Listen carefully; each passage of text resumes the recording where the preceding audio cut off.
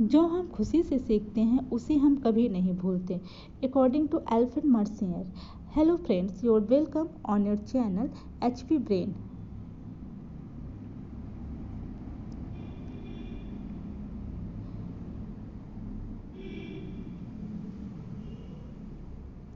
Today we will discuss about sources of food for the student of class 6.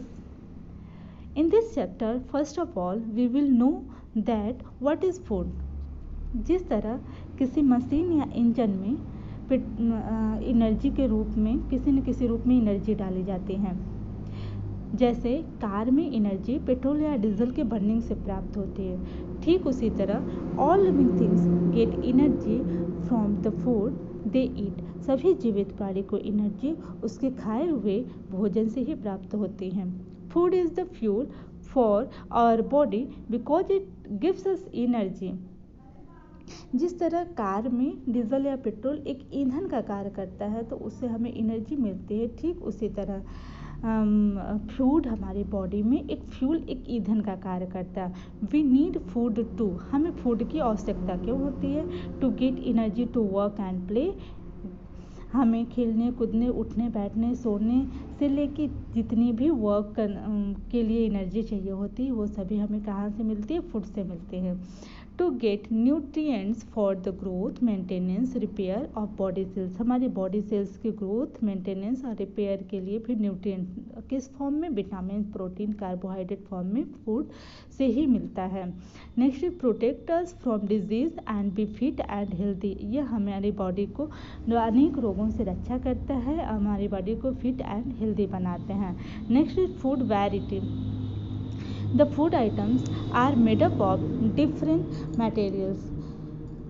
अब food items क्या होते हैं? जब हम भोजन को करते हैं तो किसी एक तरीके के फूड आइटम को नहीं खाते हैं, जैसे उसमें दाल भी रहते हैं, राइस भी रहते हैं, चपाती, वेजिटेबल्स, ये सभी फूड आइटम कहलाते हैं। The materials needed to prepare food items are called ingredient. ऐसे मटेरियल जो फूड आइटम्स को तैयार करने के लिए आवश्यक होते हैं वो सभी इंग्रेडिएंट कहलाते हैं। For example, to cook rice at home and to prepare vegetable curry. जब हम अपने घरों में राइस को पकाते हैं तो उसको पकाने के लिए किसकी आवश्यकता होती है? या एक तो रा राइस की और दूसरा वाटर की। उस वाटर में हम रा राइस को डालते हैं तो वो बॉयल हो जाता है, ठीक। तो ये एक आइटम बन गया बॉयल्ड राइस। और उसमें कितने इंग्रेडिएंट लग गए? 2। कितने इंग्रेडिएंट लग गए? 2। तो एक तो रा राइस और दूसरा वाटर। एंड अगर हम वेजिटेबल करी मतलब कोई सब्जी बना रहे हैं तो उसके लिए तो ढेर सारे वेजिटेबल चाहिए, ऑयल चाहिए, स्पाइसेस चाहिए, ये सभी वेजिटेबल करी के लिए। तो ये सभी क्या हुआ? ऑयल, स्पाइसेस, वेजिटेबल, ठीक है, ये सभी इंग्रेडिएंट। जैसे आपको चाय बोल दिया जाए बनाने के लिए, अगर चाय आप पका रहे हैं तो उसमें पानी चाहिए, दूध चाहिए, शक्कर चाहिए, चाय पत्ती, इलायची, अदरक, जो भी ये सभी तमाम चीज़ें अगर उसमें आप डाल रहे हैं तो ये सभी इंग्रेडिएंट हो जाते हैं। Sorry. Next is source of food. There are main 2 types of sources of food. First is the food from plant and food from animals. Food from plants, we get major part of our food from green plant. Green plant से हम बहुत ढेर सारे food को प्राप्त करते हैं, जैसे cereals, pulses, vegetables, fruits, spices, oil, sugar from plants. ये सभी जो होते हैं ये हमें प्लांट से मिलते हैं। And various parts of plants such as, plants के वेरियस पार्ट को खाए जाते हैं। जैसे मतलब हम लोग ग्रीन प्लांट के से ढेर सारे ये फूड तो निकलता ही है और उसके जो अलग अलग पार्ट होते हैं उन पार्ट को भी खाया जाता है, फूड के रूप में हम यूज करते हैं, जैसे roots, stems, leaves, flowers, fruits and seeds.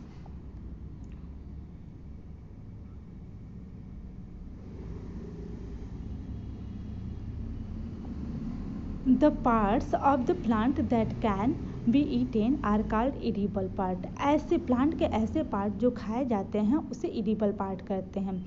Some plants have 2 और मोर एडिबल पार्ट। कुछ प्लांट्स के 2 या 2 से अधिक एडिबल पार्ट खाए जाते हैं, जैसे for example mustard plant and banana. Mustard plant के में 2 चीज़ों का हम यूज करते हैं। उसके सीड से ऑयल प्राप्त करते हैं, उसके लीफ को वेजिटेबल फॉर्म के रूप में खाते हैं। And next is the banana.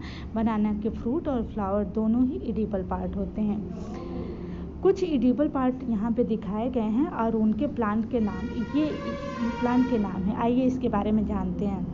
Carat, turnip, radish, sweet potato, ये सभी प्लांट के रूट पार्ट होते हैं। Sugar cane, onion, ginger, potato, ginger means अदरक हो गया, ओनियन प्याज जानते ही होंगे आप लोग, ये सभी स्टेम पार्ट होते हैं। प्लांट के स्टेम पार्ट को हम खाते हैं। मिंट मीन्स पुदीना, स्पाइनिश, कैबेज, लीटस, ये सभी लीफ पार्ट में खाते हैं। प्लांट के कौन से पार्ट को खाया जाता है? लीफ के पार्ट को हम खाते हैं। Next is cauliflower, banana flower, broccoli, pumpkin flower, ये सभी फ्लावर पार्ट में हम खाते हैं। एप्पल, गुआवा, मैंगो, ग्रेप्स, ये सभी फ्रूट फॉर्म में। बीन्स, कुकुम्बर, ब्रिंजल, पीस, ये सभी हम वेजिटेबल फॉर्म में खाते हैं। Wheat, rice, kidney beans and cumin, kidney beans means rajma, cumin means जीरा, ये सभी सीड फॉर्म में खाए जाते हैं। प्लांट का सीड फॉर्म होता है कौन सा? Wheat, rice, kidney beans, cumin.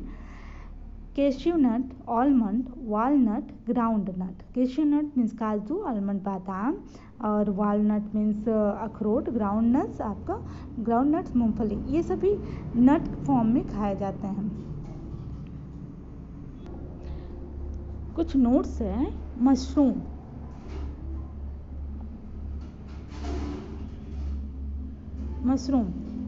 Mushroom are neither plants nor animals. They are placed in a separate category called fungi. Mushroom ना ही प्लांट्स में होता है ना ही एनिमल्स होता है, उसको एक अलग ही कैटेगरी में रखा जाता है जिसे फंजाई कहते हैं, और उसे हम वेजिटेबल के रूप में खाते हैं, और ये बहुत ही न्यूट्रियस होता है हमारी बॉडी के लिए। कुछ एक एक्टिविटी है यहाँ पे जो आपको अपने घरों में स्वयं से करना है, ठीक है। आइए इसके बारे में जानते हैं। कौन सी activity? To sprout of some seed. हम अपने घरों में ही सीड की स्प्राउट को बनाएंगे। इसको बनाने के लिए कुछ मेथड है, जैसे हम बताएंगे सेम वैसे ही आपको करना है। थिंग नीडेड, कुछ मटेरियल की ज़रूरत होगी। Moong seeds, a piece of cotton cloth, water and a container. कुछ मूंग सीड्स ले लेना है, कॉटन क्लॉथ ले लेना है, और एक कंटेनर लेना है, थोड़ा वाटर ले लेना है। इसके क्या प्रोसेस होंगी? Take some seed of moong in a container में कुछ मूंग की सीड को रखना है, एंड फिल्ड विथ वाटर, उसको वाटर के साथ भर देना है, उसको 1 दिन के लिए छोड़ देना है। Leave it for a day, 1 दिन के लिए या मीन्स 24 आवर के लिए उसको छोड़ देना है। Drain out the water completely मतलब उसके वाटर को पूरी तरीके से निकाल देना है। And wrap the seed in a piece of wet cotton cloth. अब उस सीड को कॉटन क्लॉथ से लपेट के रैप करके उसको एक साइड में रख देना है। Now we will observe that small white structure grow out of seed. उस सीड से स्मॉल स्ट्रक्चर वाइट कलर के निकल जाते हैं। We conclude that the seed are sprouted. तब हम उससे कहेंगे कि ये सीड स्प्राउटेड है, और this is very nutritious for our body. इसमें विटामिन्स बहुत प्रचुर मात्रा में होते हैं, बहुत ज़्यादा होते हैं। एक एमसीक्यू है, we get dash of cabbage. हमें कैबेज से क्या मिलता है? कैबेज से हम क्या प्राप्त करते हैं? कैबेज से हम लीफ प्राप्त करते हैं। कैबेज के लीव्स का यूज हम करते हैं वेजिटेबल के रूप में। And dash of mustard plant gives us oil. Mustard plant के किस पार्ट से हमें ऑयल मिलता है? तो मस्टर्ड प्लांट के सीड पार्ट से हमें ऑयल मिलता है। Next is food from animals. Milk, egg, meat, honey, ये सभी प्रोडक्ट एनिमल से प्राप्त करते हैं। We get milk from cow, buffalo and goats, and milk is used to prepare butter, cheese, ghee, curd, ice cream. Milk का प्रयोग हम butter, cheese, ghee, curd and ice cream बनाने में करते हैं और ढेर सारे भी प्रोडक्ट मिल्क के हैं। तो बटर और चीज़ के बारे में थोड़ा सा जान लेते हैं यहाँ पे। जब अपने घरों में हम दूध को बॉयल करते हैं, बॉयल करने के बाद जो दूध जब ठंडा होता है तो उसमें से मलाई निकलती है। क्या निकलती है? मलाई। और फिर मलाई को मथने के बाद उससे क्या निकलती है? बटर निकलती है। बटर प्लस बटर मिल्क निकल जाती हैं। फिर बटर मिल्क और फिर बटर को जब हम फिर से हीट देते हैं तो वो मेल्ट होकर घी फॉर्म में कन्वर्ट हो जाता है। किसमें? घी में कन्वर्ट हो जाता है। ठीक उसी तरीके से जो कर्ड होती है, कर्ड से हमें चीज़ मिलती है। जैसे मलाई से हमें बटर मिला, बटर से घी मिला, ठीक उसी तरह कर्ड से हमें चीज़ मिलता है। कर्ड में कुछ एंजाइम प्रोसेस के थ्रू चीज़ को प्राप्त किया जाता है। Next is egg. We get egg from hen, turkey and ducks. इन सभी से हमें एग प्राप्त होता है। This are rich source of protein and vitamin. ये प्रोटीन और विटामिन का बहुत ज़्यादा मात्रा में पाया जाता है एग में प्रोटीन और विटामिन बहुत ज़्यादा मात्रा में पाया जाता है। Meat. The main source of meat is protein from hen, duck, goat and fish. इस सभी से हमें मीट प्राप्त होता है। Next is honey from honey bee.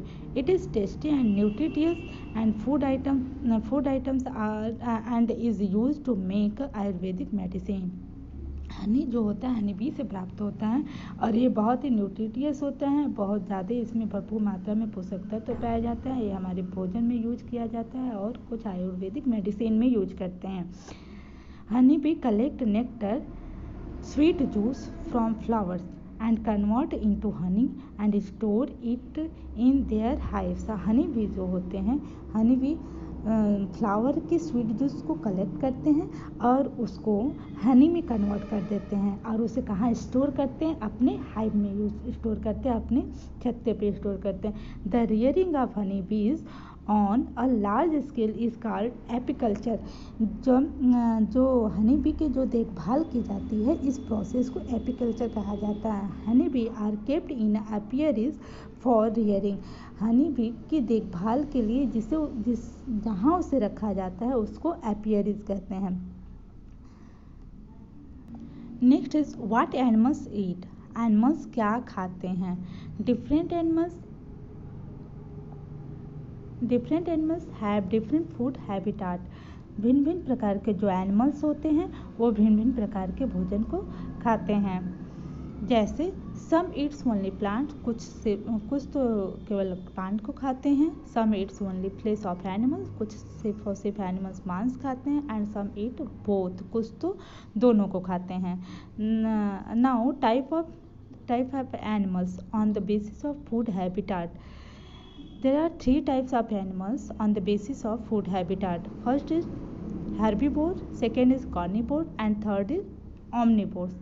Animals that eat only plants and plant product are called herbivores and herbivorous animals. ऐसे animals जो केवल प्लांट और प्लांट प्रोडक्ट को ही खाते हैं उसे हर्बीवोर्स या हर्बीवोरस एनिमल्स कहते हैं। जैसे cow, goat, rabbit, sheep, deer are example of herbivores. Next is carnivores, animals that eat only the flesh of other animals.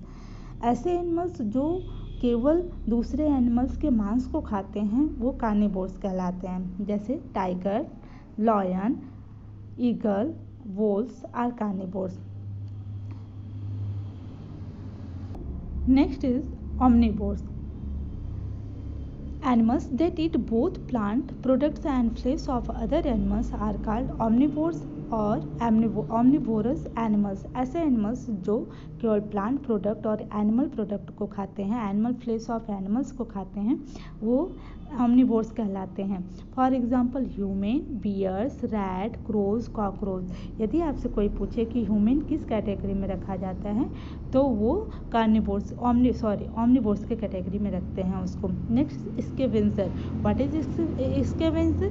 The animals that eat flesh of dead and decaying animals are called scavenger. ऐसे animal जो मरे हुए या सड़े गड़े animals के मांस को खाते हैं उसे स्कैवेंजर कहते हैं। जैसे जैकाल, हिनाज एंड वुल्चर। जैसे जैकाल मीन्स सियार, हिनाज लकड़बग्घा, जैकाल को सियार भी बोलते हैं, हिनाज को लकड़बग्घा, and vulture are example of scavenger. Next is decomposer. Some organism in nature like some of the fungi and bacteria feed on dead plant and animals and decomposes them.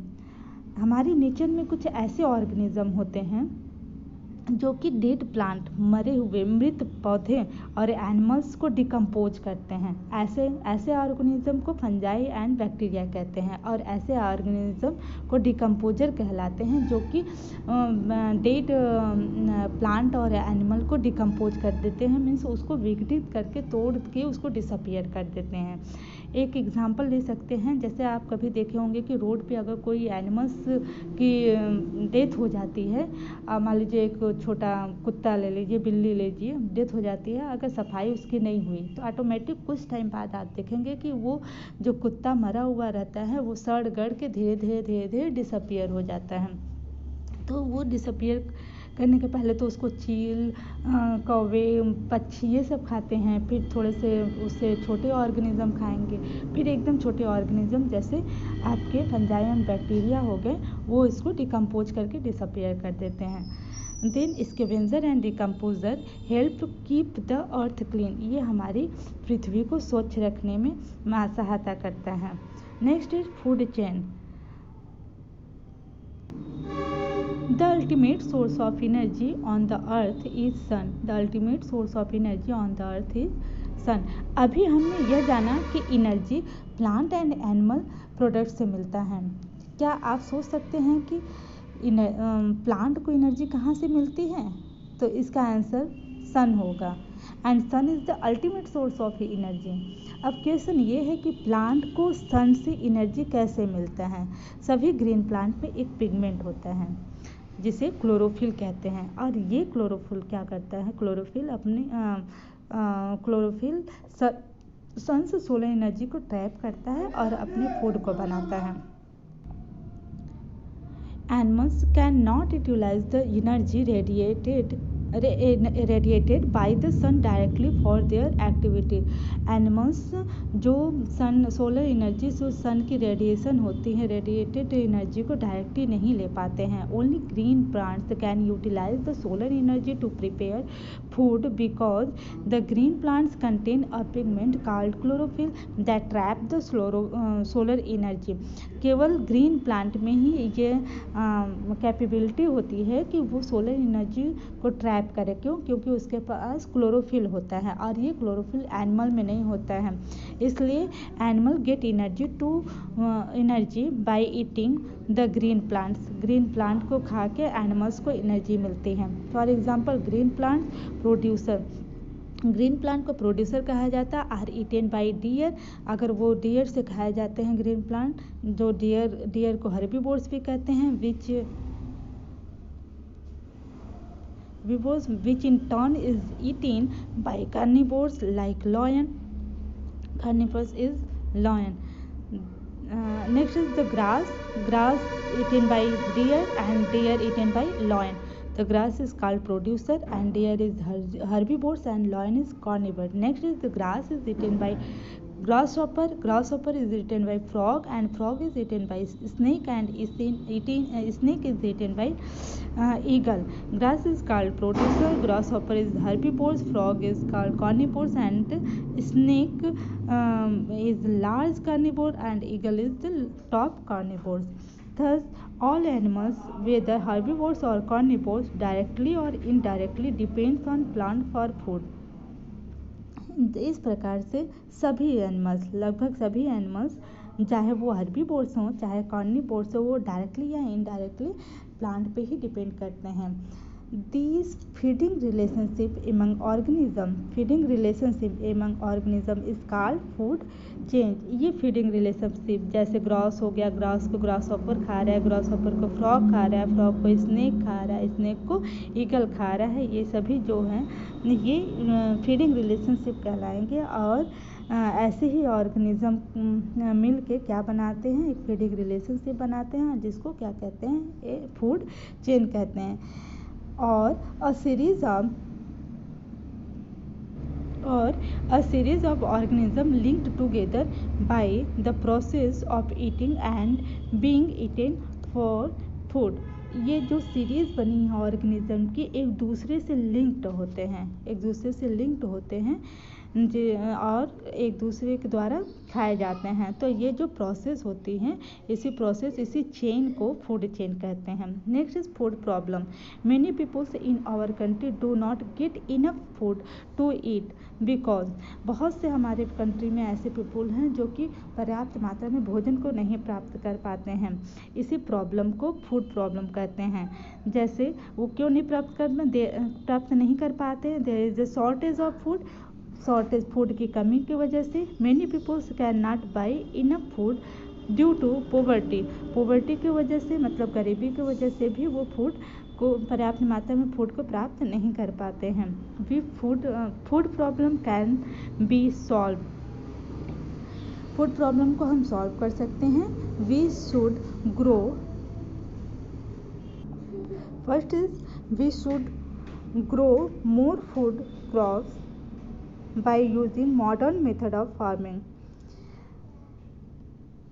हमें नई नई टेक्निक से food crop को grow करना चाहिए। We should store the food grains properly so they are not eaten by rat, insect, birds और spoiled by microorganism. हमें food grains को बहुत अच्छे तरीके से स्टोर करने चाहिए ताकि उससे रैट द्वारा, इंसेक्ट द्वारा और बर्ड द्वारा खाया न जा सके और ना ही माइक्रो ऑर्गेनिज्म द्वारा वो स्पॉइल्ड हो, ख़राब हो सके। We should not waste food in any way.